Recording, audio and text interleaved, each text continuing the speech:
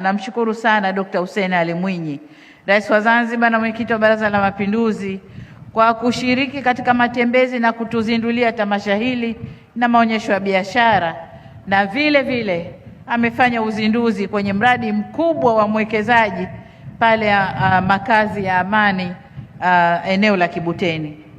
Na kushukuru Mheshimiwa Hemed Suleiman Abdallah, Makamu wa Pili wa Zanzibar, kwa ushuhudia fainali za mpira wa miguu kati ya washabiki wa Simba na washabiki wa Yanga. Nani alishinda? Unajua wewe uliokuwepo. Mimi sijapata matokeo.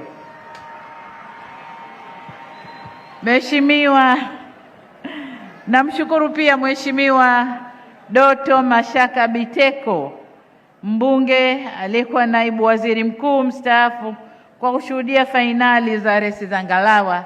Amejionea mwenyewe utamaduni wa kwetu. Sina shaka amesoma na wao kule Lake Victoria watakwenda kufanya hivyo hivyo.